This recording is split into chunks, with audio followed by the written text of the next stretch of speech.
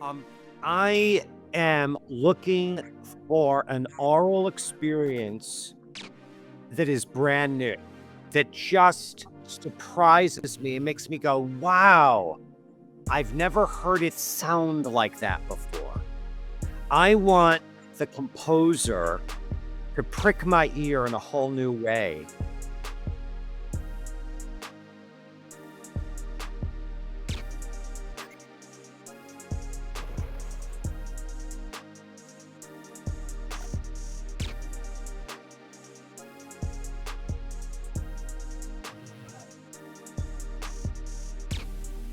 All right.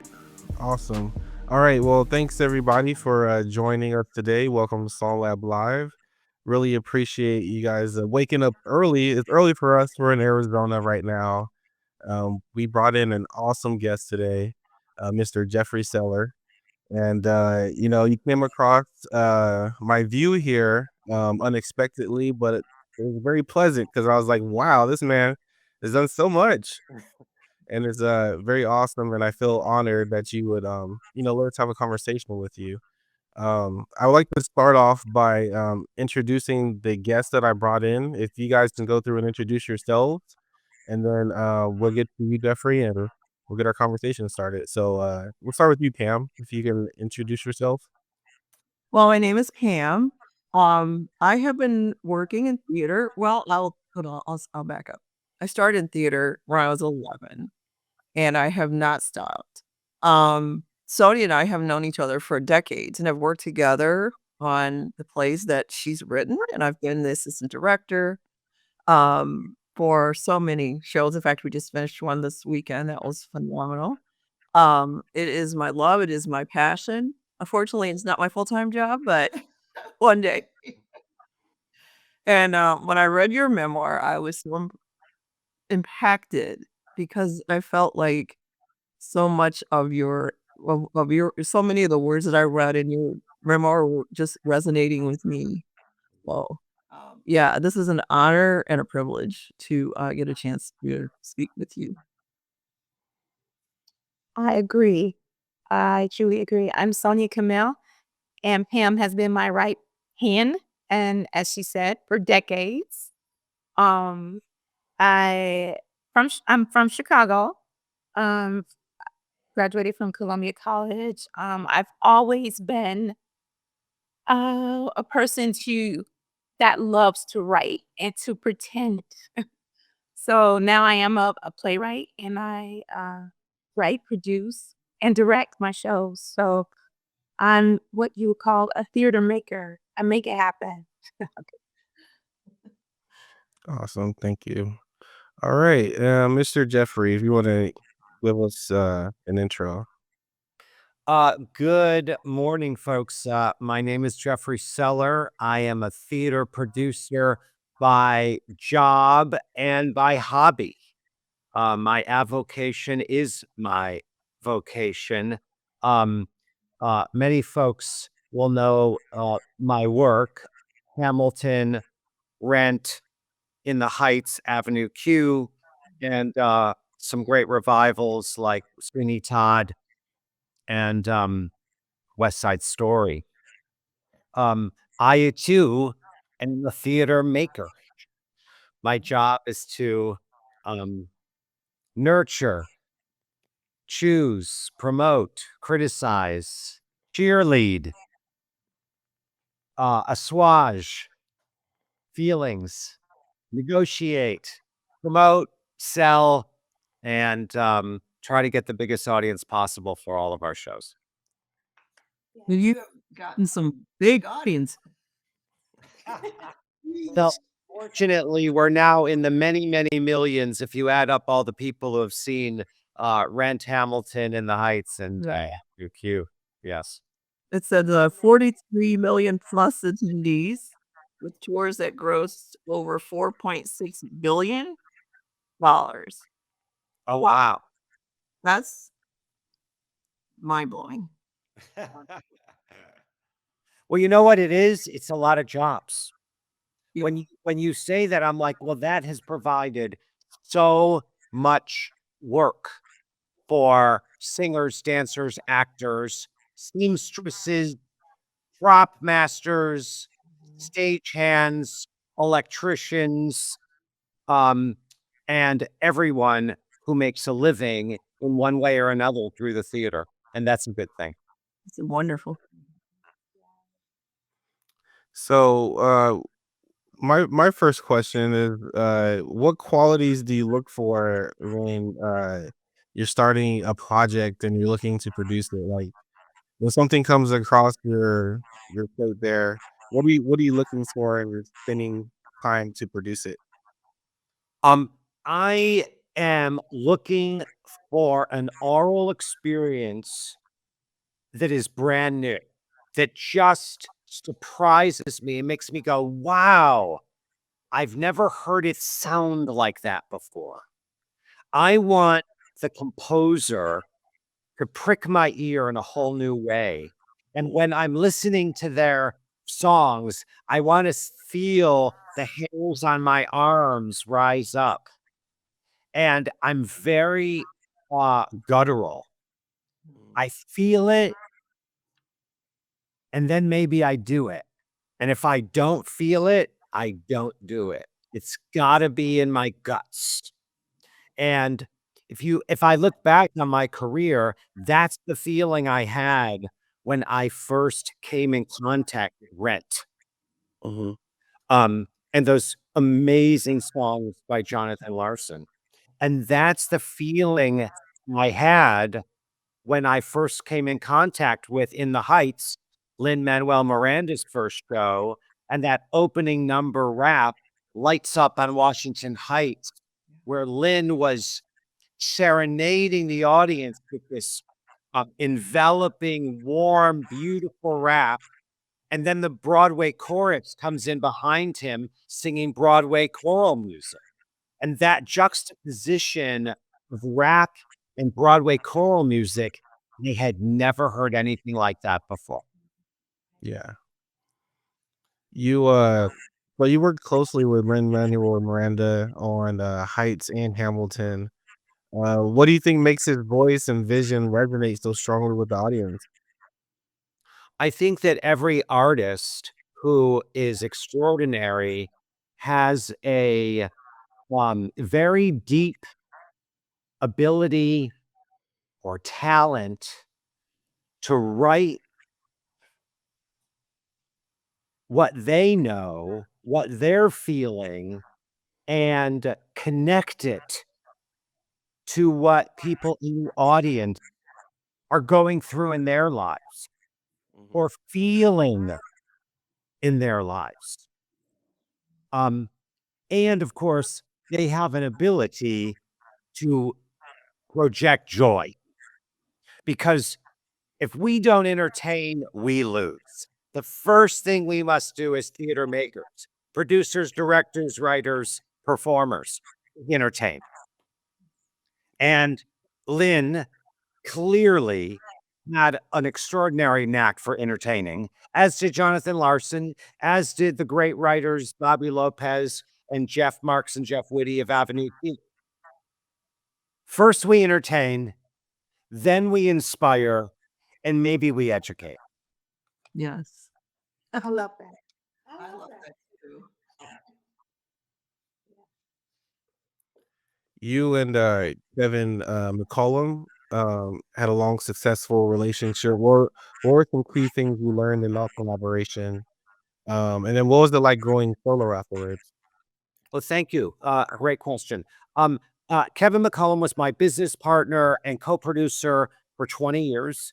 Together, we did Rent and Avenue Q and In the Heights and some other and the revival of West Side Story, in which the sharks spoke in their native Spanish language. That was back in 2009 to 2011 on Broadway, and and of course, Kevin and I pioneered the $20 ticket lottery, which I think may be the thing I'm most proud of, that we found a way all the way back when we did Rent to make sure everyone could afford it. I said, we're going to sell the first 2 rows of the extra section for $20 cash only at the door 2 hours before the show.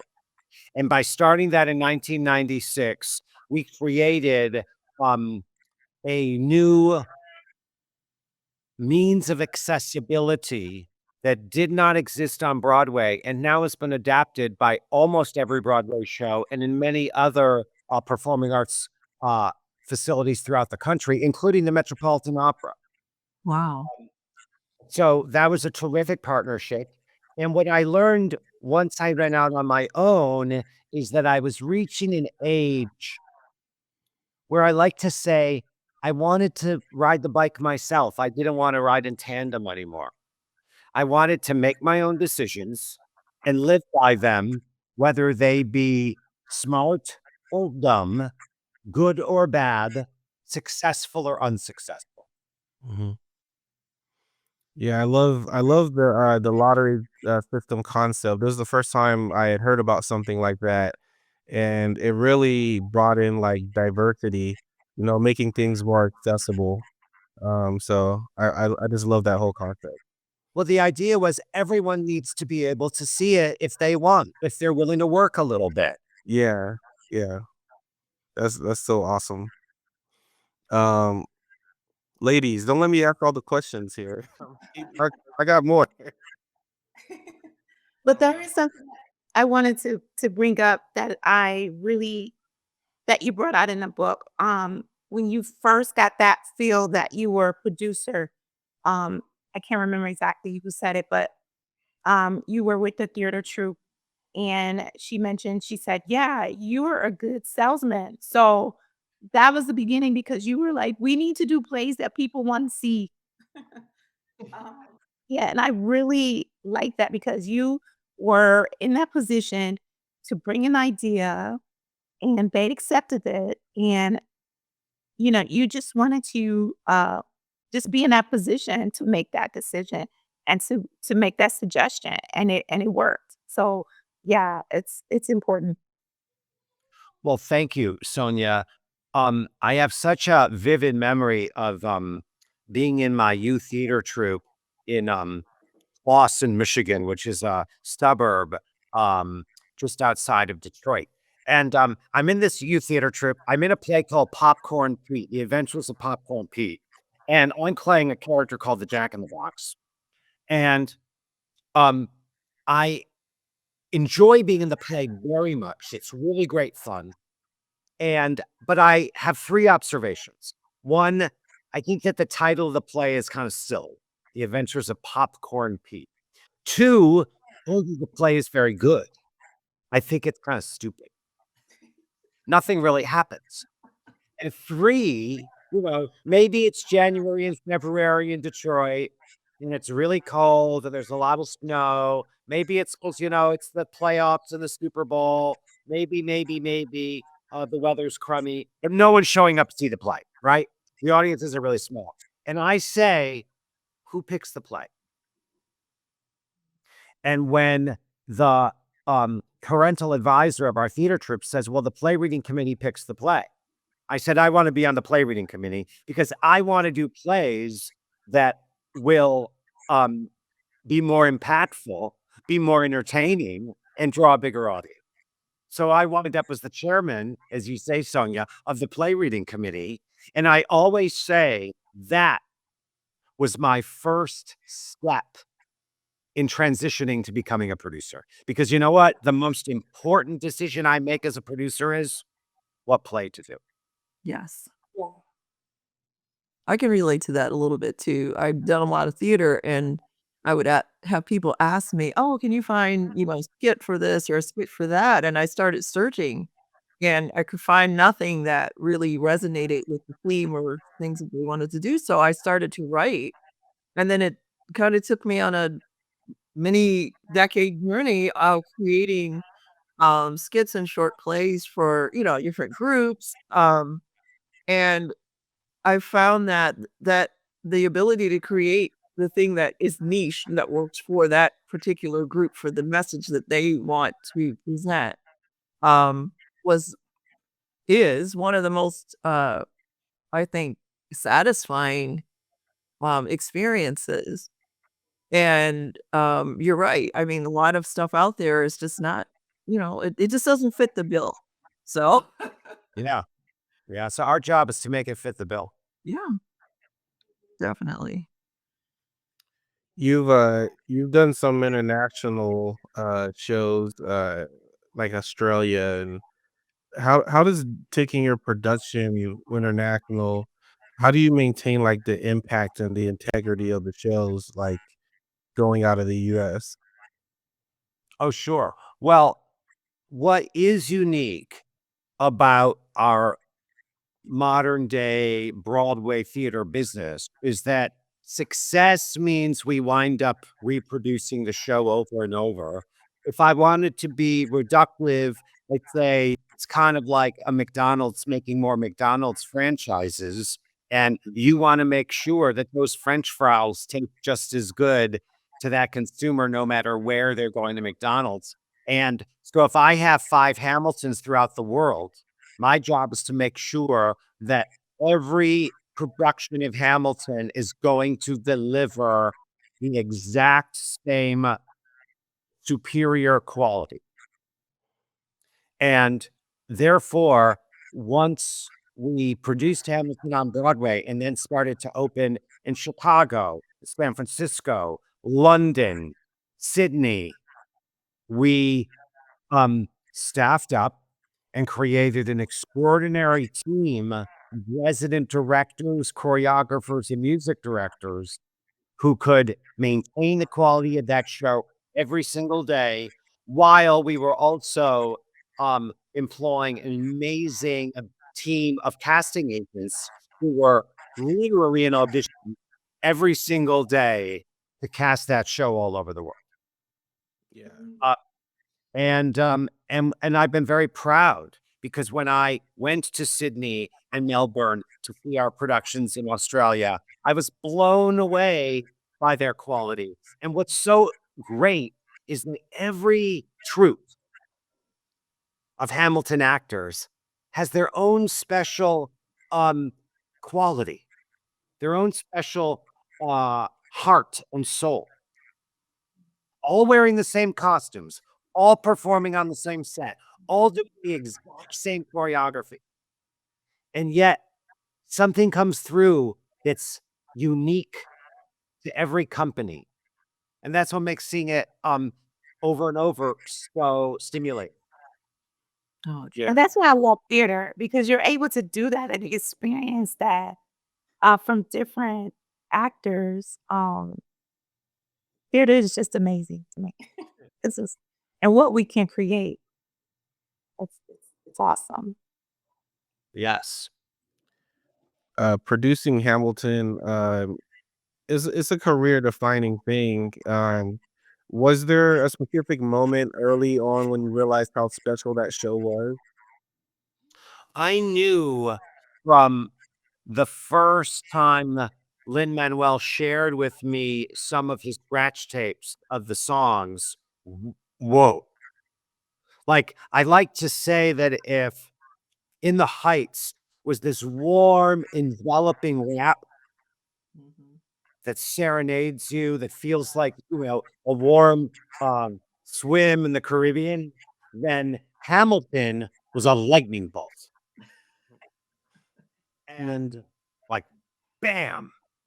And I knew that it was undeniable.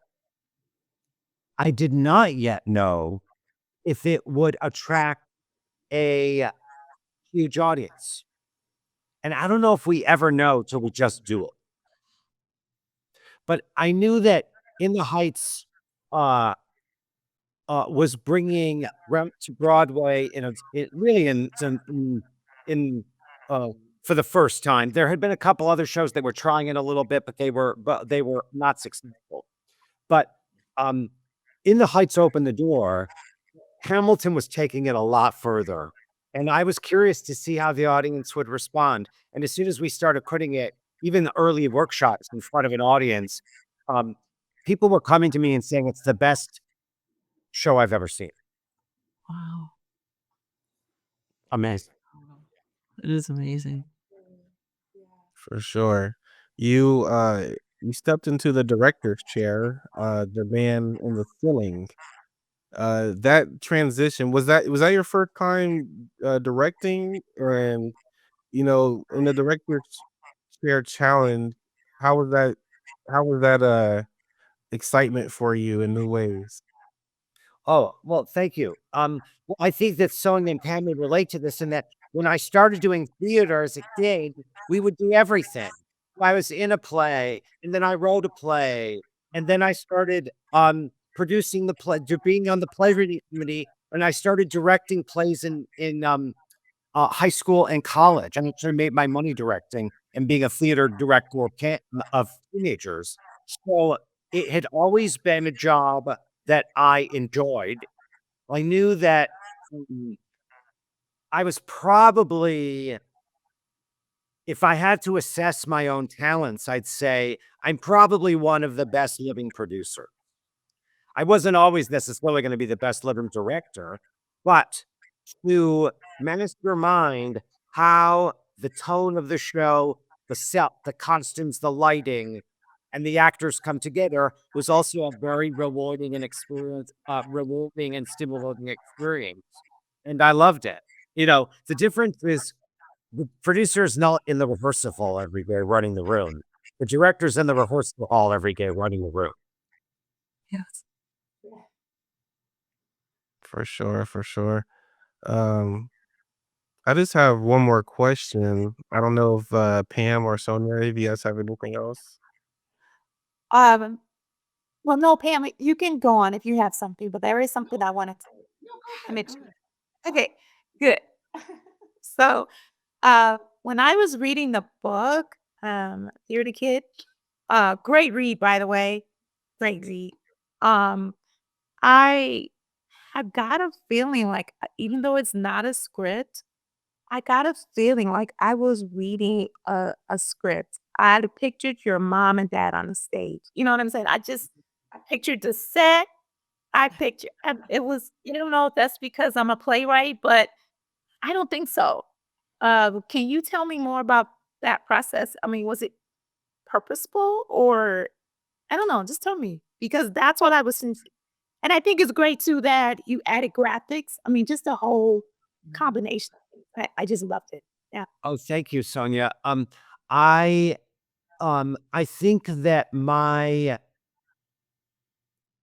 45 years or 50 years of experience making plays, doing plays, reading plays, and such, probably, um, gave me a superstructure in my brain when I sat down to write, and I wanted to make sure every scene, every chapter had a great beginning, a middle, and an end.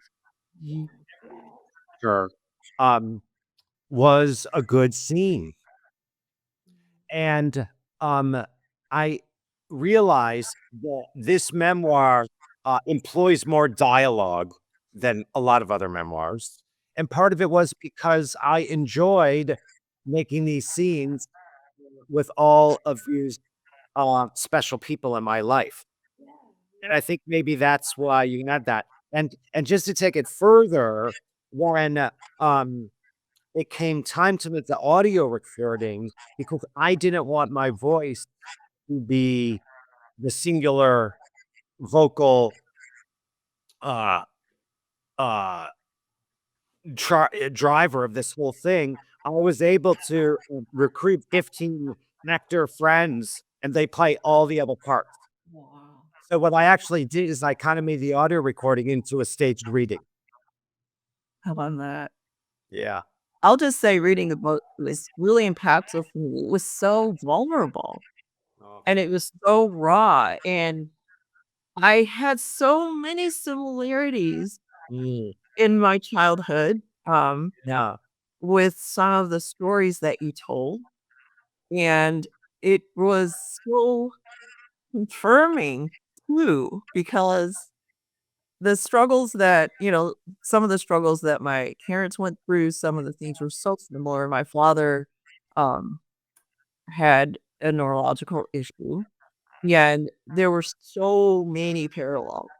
And so much of it was like, for me personally, was very healing because I felt like the level of vulnerability that you showed let me know that I wasn't the only person that had to deal with that. But in that too, I saw the creativity bloom from you, like everything that you went through, the ways that you um walk through those difficulties. I think it just gave you such a sensitivity, gives you such a sensitivity and an understanding that when you read the book, when you understand the theater that you produce, it all ties together. And I think for me, that was the connection that I realized that it's the art that heals. It's the art that changes you. And the connection between um, what you've experienced and what you created is linked in a way that you can't unlink it. And it was profound. I really found it to be profound. And so I want to thank you for writing that book because I know that probably it just pulls up a lot, doesn't it? Well, thank you for sharing that. Me, but it was so good, so healing. Thank you for writing it. Thank you for being you. Oh my gosh. Thank you for your deep words. Pardon? Thank you for your beautiful words. No, thank you for your book. And that's why I wrote it. Yeah. You had to write it, didn't you? Yeah, I had to write it. Um, and I wrote it so all of us could feel seen. Mm, Yeah. beautiful. I like to say I wrote it for anybody who's ever felt out. Yes. Yeah. Yeah. It came through so clearly. What a beautiful conversation. Yeah. My last question, what advice would you have for aspiring producers, especially in a increasing commercial and competitive landscape here? Um, there are many things about the theater that are much better today than they were 29 years ago when I first produced Rent. Um, theater is much more expensive, that's true. And it's just as competitive as it always is, but there's more capital and there are more opportunities for young artists, composers, lyricists, book writers, directors, choreographers, um, to practice their craft. And what I always suggest when I'm talking to young producers or even young composers is find your group. You have to go forge new relationships Mhm. with people who are in your peer group. So I formed relationships with Jonathan Larson, and we made Rent together. And your job, if you're a producer, is go find your Jonathan Larson, go find your Lin-Manuel Miranda, and go make something together. Yeah, that's great advice. All right. I appreciate your time and you having a conversation with us. Um, Sonja, Pam, you guys have anything else? Um, there's so much more. That's okay. We could talk forever about theater, really, because it is a passion and it is a love of mine. And to have the past experience with this show that I had, a sellout show, and just for the people to come, just using the quote, "If you build it, they will come." So we did fill the audience, and I was able to add a matinee. So it's a really, really good feeling to be able to give your heart in that way and be open and vulnerable, and people will be entertained, but at the same time, they're um, they're informed, and it was a great experience. So, um, I really, really enjoyed this moment talking with you, Mr. Seller, here, and so thank It's pleasure. Sonia, what was the name of the play you just read? It's called El Dorado's Go, a Black cowboy story, I was inspired by visiting a few ranches here in Arizona, and the Black Rodeo USA. And I was just so inspired. I was like, I have to tell their story. I have to write their story. Um, so, and at the same time, I know it's trending now, but it's their lifestyle. So for them to be in the audience and to give me reviews like they really, really enjoyed it, which let me know that I was on point. I was authentic for them. And just uh interviewing them, the whole experience. Of course, I had to add the conflict, the drama, things like that, but it was their story. And I had not seen anything like it on stage. I know that there are maybe one or two theater productions on the Black Cowboys, but this is my story for stage, and it went very, very well. Good. It's wonderful. Please. Well done. Wow. Yes, thank you. Okay. Awesome. All right, guys. Well, everyone, thank you for watching today's show. Make sure you like, comment, and subscribe. Oh, Jeffrey, one final question. Where can people find your next project or what you're working on, or how can people find out what you got going on? Oh, great. Well, I have a website, jeffreyseller.com. So that, of course, right now is focused on my book, Theater Kid, which they can buy, wherever they buy books, whether that's Border, Barnes and Noble, Amazon, or at their local bookstore. And then I don't talk about what I'm working on until it's ready, but I'm currently in the development stages of 3 new musicals and 1 new play, and I'll bring that into the world when they're when. Okay, that's awesome. Well, we'll be here ready for it. I'm gonna post a link down here at the bottom, guys, of his book. So make sure you go get a copy of his book. It's a great read. And thank you, everyone, for watching today's show. Nice to see you all. But Yeah. Great. Bye.